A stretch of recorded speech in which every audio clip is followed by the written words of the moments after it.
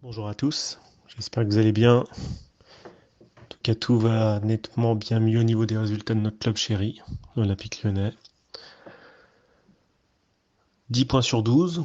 On est rencontré quand même le Paris Saint-Germain, l'Olympique de Marseille. L'ennemi de toujours Saint-Etienne et 3 à l'extérieur. Des victoires difficiles, un nul contre le PSG. Qui l'aurait cru? Pas moi en tout cas.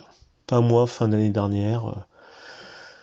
J'étais quasi persuadé qu'on allait dans un mur absolument total.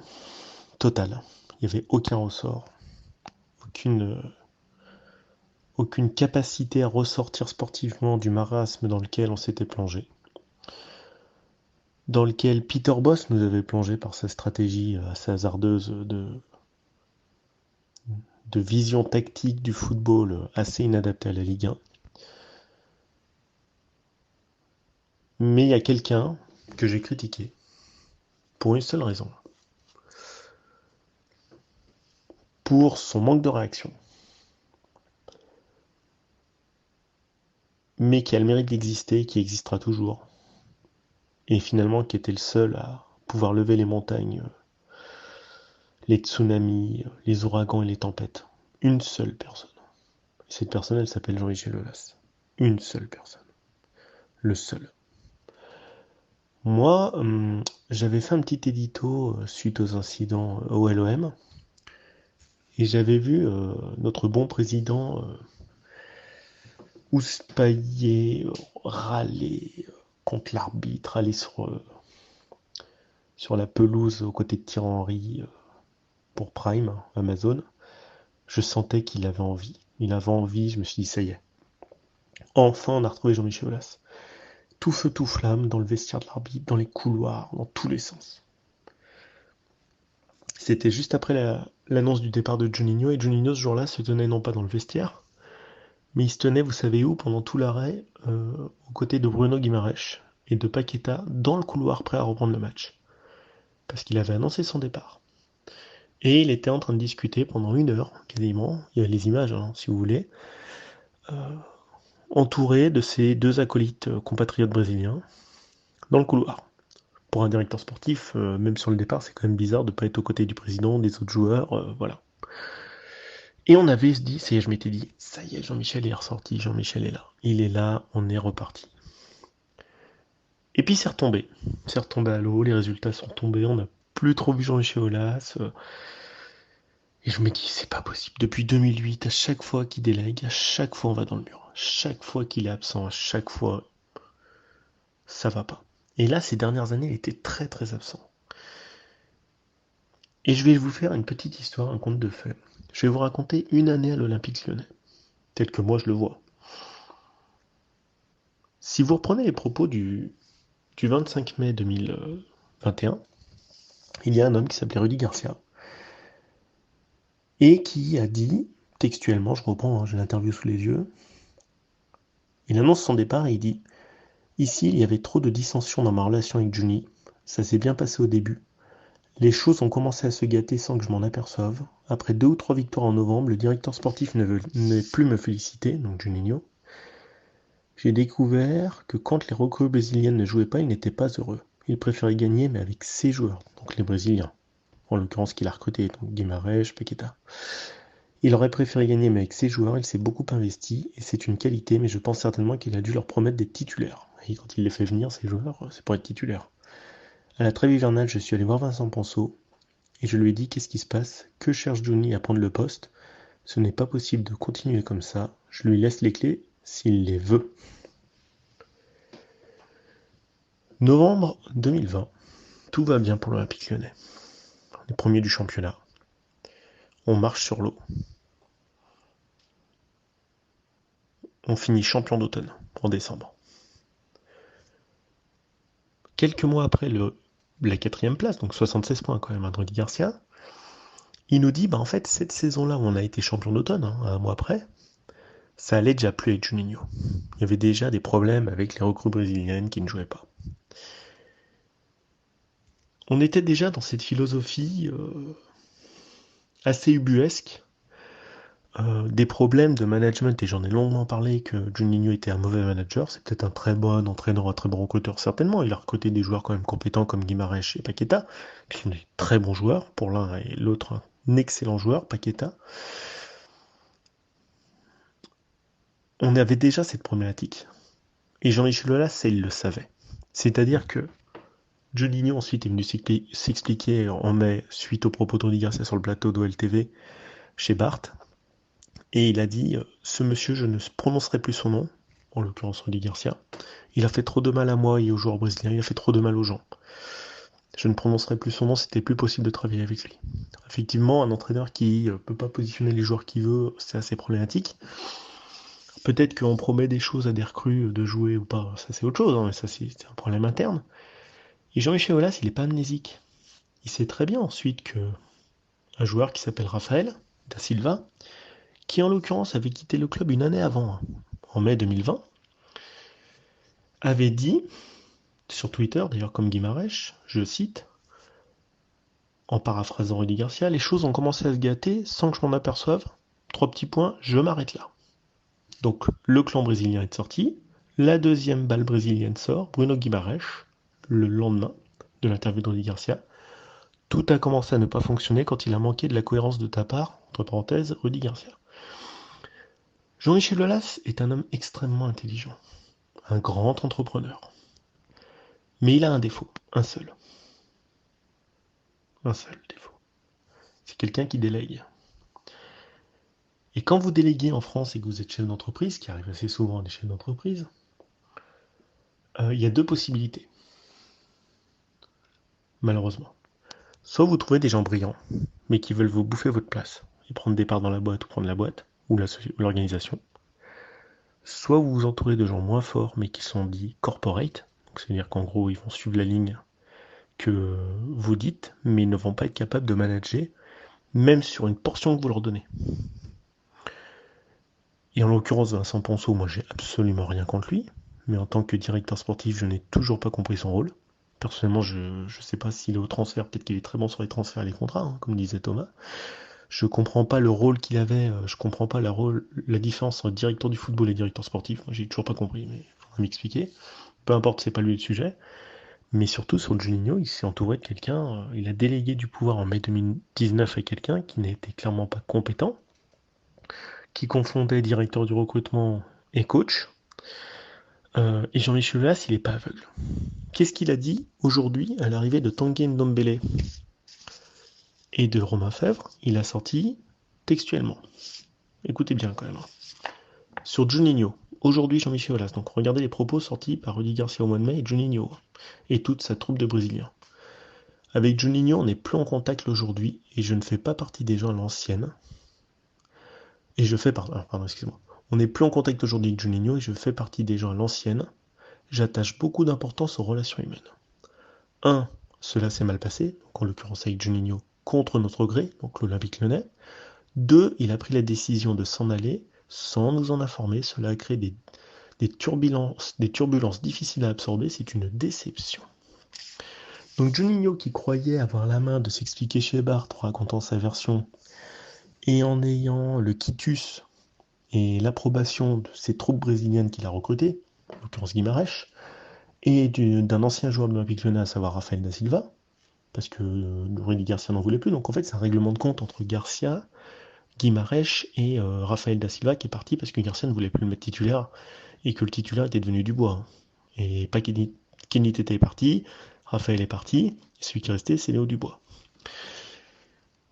Donc, Rafael réglait ses comptes, Guimarães réglait ses comptes également, parce qu'il faut dire quand même que la saison de l'an dernier, Guimarães, il a été très souvent blessé, avec des infiltrations au genou, il a eu le Covid, et même s'il a fait une bonne première partie de saison, malheureusement il est parti désormais, il a quand même pas manqué de toupet Guimarães, qu'il a quand même tout sauf fait une excellente saison l'an dernier. Donc c'est extrêmement facile de critiquer un entraîneur quand on est Rafael da Silva et qu'on est numéro 3 en arrière droit, et qu'on part parce que l'entraîneur vous fait partir et que vous êtes numéro 3, et Bruno Guimarães de critiquer alors que vous avez pas du tout rendu l'investissement sur le terrain qui était escompté quand vous étiez dans l'équipe type du Brésil, enfin du championnat brésilien 2019, en arrivant en France, qu'on escomptait quand même autre chose de Bruno Guimaraes l'an dernier. Donc les règlements de compte en défendant Juninho parce qu'il est brésilien, surtout en réglant ses comptes pour Rafael et Guimaraes parce qu'ils n'ont pas été performants, c'est assez bas, même si je ne veux pas défendre Rudy Garcia à fond. Mais Jean-Michel Aulas, quand vous voyez la déclaration qu'il a sortie aujourd'hui, il n'est pas aveugle, il est clinique. C'est-à-dire qu'aujourd'hui, il vient de clôturer et certainement d'expliquer le départ de Bruno Guimaraes. Bruno Guimaraes, il a quand même lourdement critiqué Rudy Garcia et ça, je sais que Jean-Michel Aulas n'apprécie pas du tout qu'on critique l'institution. Parce qu'en critiquant Rudy Garcia, il a critiqué l'institution, Bruno Guimaraes. Il est vrai que le club de Newcastle vous propose une belle somme. Arsenal avait proposé 30 millions. Mais l'OL n'était absolument pas opposé au départ de Bruno Guimaraes. D'ailleurs, ça nous a permis de faire venir Tanguy Ndombele et Romain Fèvre, parce qu'on avait besoin de vendre avant d'acheter ou de se faire prêter des joueurs. D'ailleurs, il a dit sur Bruno Guimaraes, on a transformé notre faiblesse, sous-entendu économique, en force. Mais il n'est pas aveugle. Jean-Michel Aulas, c'est quelqu'un de très intelligent, qui a la mémoire longue, qui a la dent longue, qui a la revanche longue, et il a rendu la monnaie de sa pièce au clan brésilien. D'ailleurs, je vais terminer sur les Brésiliens. Aujourd'hui, il a dit: les Brésiliens en sélection, qu'en pensez-vous, monsieur Aulas? Réponse de Jean-Michel Aulas. Tenez-vous bien. J'avais rencontré les Brésiliens, en l'occurrence Guimaraes et Paqueta, avant leur départ en sélection du Brésil pour leur demander de ne pas partir en sélection. Suis-je déçu qu'ils soient partis quand même? Oui. Je ne sais pas s'ils avaient le choix, mais ils ne m'ont pas laissé d'espoir quand je les ai rencontrés. C'est comme le président et l'employeur qui disent ça, c'est-à-dire qu'il aurait demandé à Paqueta et Guimaraes, sachant que le Brésil est déjà qualifié à un nombre de points d'avance sur l'Argentine, même sur la 5e place absolument énorme, donc il ne joue plus rien. Il aurait demandé à ses joueurs de ne pas partir parce qu'il y avait le match contre Marseille. Bon, Guimaraes a été transféré, et Paqueta, quand même, il prend une belle balle là. Il prend une belle balle au passage. Même si c'est notre meilleur joueur de champ, il prend une belle balle. Aulas, il est pas fou. Il a vu les images de Juninho qui était dans le couloir avec ses deux protégés. Il a vu les déclarations de Guimaraes sur Garcia pour défendre Juninho et de Rafael da Silva pour défendre Juninho sur Garcia. Tout a une mémoire avec lui. Moi, ce que je constate, c'est qu'en un mois, l'OL a fait un virage à 180 degrés.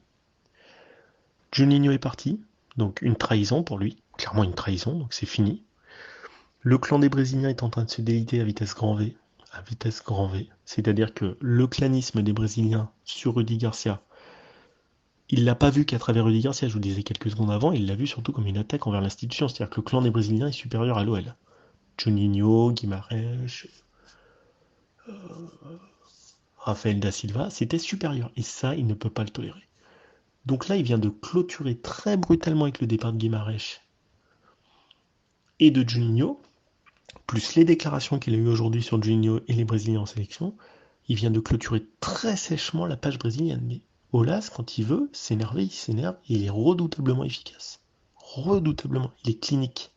C'est un tueur, bon, au sens, c'est une sens figuré. Hein. C'est un tueur au sens figuré. C'est quelqu'un d'extrêmement clinique, de professionnel. Il sait que ça a été une erreur, Juninho. Il a dit que le costume était trop large et je me suis quand même battu pendant des mois pour le dire. Hein, ne l'oubliez pas. Hein.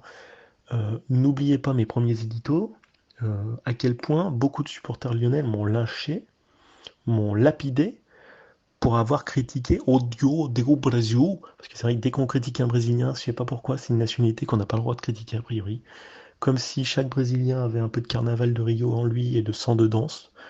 C'est pas, vous savez, il y a des joueurs, je pense que c'est parce qu'ils sont brésiliens qu'ils ont une aura en plus. Je disais que si Guimaraes avait été français, on n'aurait pas fait une telle hype sur son départ.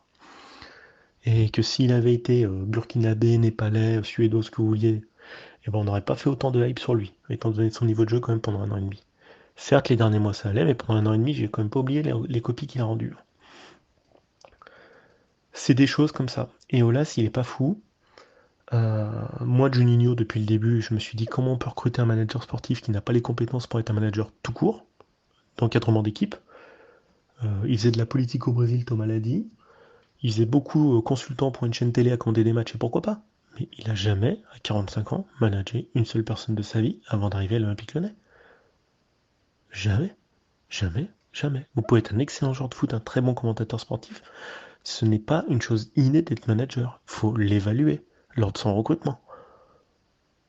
avec des mises en situation, des projections de capacité dans le poste, savoir comment il va travailler avec l'entraîneur de l'équipe 1, est-ce qu'il fait des réunions journalières, hebdomadaires, mensuelles, quels sont les attendus d'objectifs, au niveau du pôle de recrutement, combien il faut de scouts, combien il faut de scouts par région, sur quelle ligue, en quel niveau, quelle est la zone de paramétrage du scouting, euh, comment vous travaillez avec eux, comment ils font leur rapport, mais ça demande de la méthodologie extrêmement précise et c'est un travail de bureau avec 90%.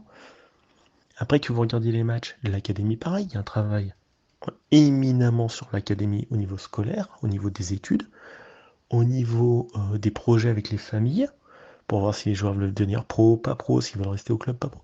Mais c'est un travail énorme de, sans mentir, de 70 heures par semaine, avec des adjoints. On peut pas être directeur sportif sans adjoint. C'est n'importe quoi. Vous pouvez pas directement piloter le directeur de l'académie, le directeur du recrutement, le directeur de la performance, le directeur de l'équipe 1, enfin en l'occurrence le coach. Il vous faut des adjoints spécialistes de chaque département et ensuite vous êtes le directeur sportif au-dessus et vous faites des réunions très souvent, des retours de rapport, des retours de projection. Enfin, c'est un boulot d'entreprise. C'est pas un boulot parce que vous avez tapé dans une balle non plus. Vous n'avez pas la prime. Donc Juninho n'était pas au niveau.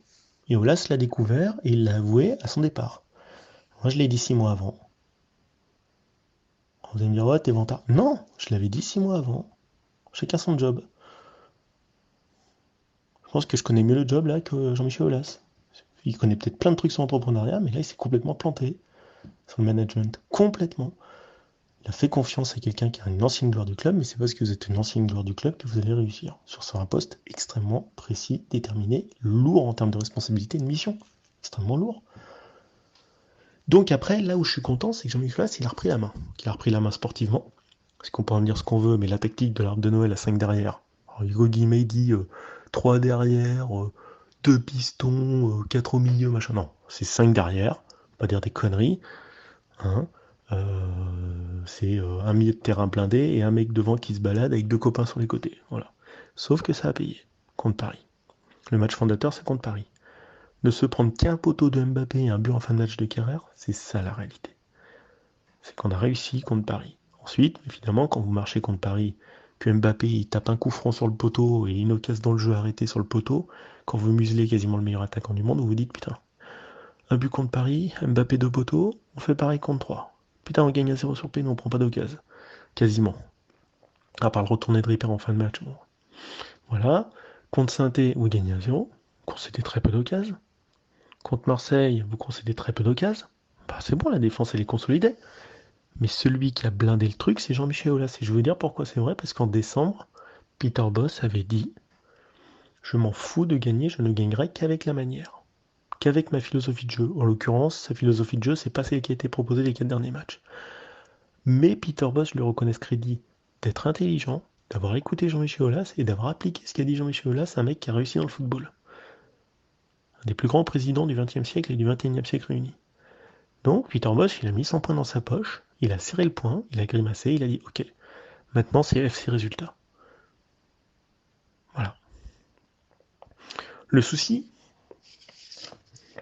et le plus grand souci, c'est que depuis 2008, chaque fois que Jean-Michel Aulas délègue, quelle que soit la fonction, ça va dans le bureau. Ça me chagrine pour lui, il a 72 ans. Il va avoir 73. C'est un homme qui est capable d'être directeur sportif, entraîneur. Il peut faire tous les postes. Tous les postes. Coach, il fait tout. Il fait le recrutement. Là, regardez, il fait le recrutement. J'avais dit à Thomas, tu vas voir, il nous ramène Tanguy Ndombele, il manquerait plus qu'il ramène Lacazette et Tolisso. Paf, j'ouvre aujourd'hui l'entretien. Le lendemain, je me disais ça hier, je dis ça, il va nous ramener Lacazette, Tolisso, bientôt Fekir. Et ben, il a parlé de Lacazette, il a voulu le faire venir. Puis bah, Tolisso, merde, j'avais anticipé, tiens, ils essayent d'établir des contacts, ils sont en fin de contrat tous les deux en juin. Il veut revenir aux vieilles recettes. La page brésilienne et Juninho est définitivement tournée, et la force de Jean-Michel Aulas, c'est qu'il l'a tournée en très peu de temps. En un mois, il a clôturé l'affaire. Il a cette force en très peu de temps de changer la stratégie à 180 degrés et de retrouver une stratégie gagnante. Aujourd'hui, je suis beaucoup moins inquiet, évidemment. On a fait venir Ndombele, qui est plus fort que Guimarães. Évidemment, on compare pas Ndombele et Guimarães pour moi. C'est pas du tout le même niveau. c'est pas du tout le même potentiel. Alors Tanguy, le problème, c'est que, comme dit Thomas, il est extrêmement dilettante. Ça pourrait être un des meilleurs milieux de terrain du monde, il a tout pour lui. Tout, tout, tout. La technique, le dribble. Capacité comme Toni Kroos à casser des lignes sur des passes. Il peut marquer, il peut faire jouer les autres, il fait des passes magnifiques. S'il s'entend avec Paqueta, ça peut être un désastre. Ça peut être plus fort que le milieu du PSG. Ça dépend de Tanguy Ndombele maintenant. S'il est au niveau qu'il avait quand il a quitté l'OL, a très vite remonté au classement. Il fait venir Romain Fèvre, alors là, c'est inconnu, les recrutements Ligue 1 comme ça. Moi j'aime beaucoup le joueur, mais je ne sais pas s'il va s'adapter. En plus, c'est l'embouteillage côté droit, l'empilage de talent. Ça permet à Paqueta peut-être de pas jouer lié droit, mais peut-être jouer vraiment en relayeur dans le cœur du jeu, là où il est le meilleur, avec Tanguy Ndombele. Voilà, mais Jean-Michel Aulas, ça c'est de force. Par contre, ce que je lui reproche, c'est comment ça se fait qu'à chaque fois qu'il a délégué, on s'est cassé la gueule. Que ça s'appelle avec Puel, avec Garde, avec qui vous voulez, à chaque fois que Juninho. Chaque fois qu'il a délégué, on allait dans le mur. Chaque fois qu'il a redressé la barre, 100% du temps, il a réussi. Mais moi, j'ai été pessimiste que j'aurais jamais cru que Jean-Michel Aulas redresse la barre. Qu'est-ce qui allait le faire bouger encore une dernière fois? Il a eu le Covid, le stade est fermé, on n'a plus un rond. Il arrive à nous vendre Guimarães à des prêts qui ont plein de thunes, à faire revenir Ndombele. Il tente Lacazette, il tente Tolisso, mais Tolisso et Lacazette, ils sont sensibles à ce projet maintenant. Parce qu'on va regagner des matchs. Et si on continue comme ça, on va finir au pied du podium. Très très vite. Parce que c'est Jean-Michel Aulas qui tient, comme une marionnette, il tient toutes les ficelles d'un club de 300 millions d'euros de budget et d'un nombre de salariés incroyable. Cet homme est l'alpha et l'oméga. Il est le tout. Sans lui, on n'est rien. Et avec lui, on est tout. C'est pas possible qu'on soit complètement dépendant d'un seul homme. Dès qu'il est absent, on est foutu. Il est extraordinaire, mais il est tellement fort que les autres à côté de lui ne lui arrivent pas à la cheville. Pas un mec dans le club. Bravo Jean-Michel, mais ça me fait mal au cœur pour lui. Euh, j'ai énormément d'admiration pour lui. Et j'étais en colère quand il était pas là, parce que je me dis putain, il y a que lui qui peut changer la donne. Et je le voyais, il revenait plus. Il revenait plus. Et merde. Et il a délégué à Juninho, mais à côté, mais il n'y a pas photo de Juninho, mais il peut se rêver ce qu'il veut, c'est son échec. Aujourd'hui, c'est à lui de voir son échec. Il n'est pas au niveau. C'est pas grave, ça n'empêche pas que ça a été un magnifique joueur de football. L'un des meilleurs tireurs de coup franc de l'histoire, l'un de nos meilleurs joueurs. Ça, je l'enlèverai jamais. Mais sa parenthèse de 3 ans, ça a été un cauchemar. Cauchemar. Il a fait venir Paqueta. Bravo à lui. Très très belle réussite. Et c'est incontestable. Il a convaincu Paqueta de venir à Lyon. Bravo. Par contre, le reste, c'est 3 ans et demi total d'échec. Il a empiété sur le coach, il a raté. Tout dans son management, il a tout raté au niveau de l'académie, il n'a pas eu de lien, la performance, tout est raté. Donc Olas, il clôture la page, il veut faire revenir les anciens à la maison. Évidemment, on sait très bien que Lacazette, c'est un très bon joueur de foot. On sait très très bien que il a resserré les boulons, comme il l'a dit en interne, ça a chié. Ça a chié, excusez-moi de l'expression, avec Peter Bosz. D'ailleurs, il a dit que c'était pas fini, hein. C'est pas parce qu'on se redressait que Peter, c'était cadeau. Hein. Il a dit on fera quand même le point fin février. Et moi, je peux vous dire que Peter Bosz, maintenant, il fanfaronnait avec sa putain de méthode de jeu attractive, offensive. Oh là, s'il lui dit écoute mon pote, t'es bien gentil que tes conneries. Pendant 19 matchs, il nous a baladé. Maintenant, moi, je suis Jean-Michel, c'est moi qui fais le chèque. Je suis assez puissant dans le foot pour te détruire. Maintenant, soit tu te mets à écouter ce que je dis et tu vas jouer comme je te dis, soit tu prends la porte et je te défonce. La porte et je te défonce. Et c'est ce qui s'est passé. Je le connais, Olas, il peut être très très sympa. Faut être loyal avec lui. Par contre, quand vous jouez au mariole et à l'apprenti sorcier, et que d'un côté, d'une main, vous avez le briquet, et de l'autre main, vous avez le jerrycan d'essence, et qu'en face, il y a le Groupama Stadium, bah Olas, il vous a imbibé d'essence, et puis c'est lui qui a l'allumette à la fin. C'est comme ça que ça se passe avec lui. Et Peter Bosz, je peux vous dire qu'il serre les fesses. Il s'est cru pour le plus fort c'est Olas. Ce sera toujours Olas. Vous ferez jamais le malin avec lui. Il a resserré les boulons avec Boss, c'est sûr que c'est lui qui a resserré les boulons. On connaît trop bien le petit Jean-Michel Aulas illustré pour dire que c'est pas lui. C'est un super. J'ai rien d'autre à dire, bravo. J'ai une admiration sans bande pour lui. Le seul truc, c'est pourquoi diable, chaque fois qu'il délègue, il se retire, chaque fois ça va dans le mur. Chaque fois. Avec les entraîneurs, avec les directeurs sportifs. Il est l'alpha et l'oméga. En fait, vous êtes à côté de lui, vous n'avez rien à faire. Vous supervisez son job. Il fait tout. Il a essayé lors de la conférence de presse de mai 2019 de mettre Juninho en avant. Et Vincent Ponce en disant Vincent, c'est lui qui a fait venir Juninho, c'est lui qui fait les contrats, c'est lui le directeur sportif. Il essaye. Mais il a beau pousser les gens à les mettre en avant, il n'y a que lui qui arrive. Je sais pas, il est d'une trempe rare. Ce mec, il est fait en acier, il est fait en titane inoxydable, incroyable. Comme tous les mecs, comme les Pinot, comme les Arnaud, c'est des gens incroyables, incroyables. Ils sont au-dessus, quoi. Tout simplement, ils forcent l'admiration. Après, faut qu'il soit tout le temps là. Dès qu'il est plus là, on est dans la merde. Voilà. C'est tout ce que j'avais à dire. Voilà, c'était mon avis sur une année olympique lyonnais. La page brésilienne se termine brutalement, parce que voilà, quand ça se termine brutalement avec lui, ça fait pas semblant. Maintenant, c'est lui qui fait les recrutements. Il dit on a tenté la Lacazette, on a tenté Tolisso, on a tenté. En tout cas, il ramène Ndombele au nez et à la barbe d'énormément de clubs, parce que c'est un gars qui est très demandé. Je sais pas si ça marchera, mais si ça marche, ça va marcher très fort. Il a cette capacité en quelques jours à débloquer les dossiers de manière extraordinaire. À clôturer une page Juninho où on était en panique, où le club était en panique, relégation, tout est ressorti vers le haut. Ok, c'était moche, mais on a gagné. Voilà, bravo. Bonne soirée à vous. Et puis, allez l'OL.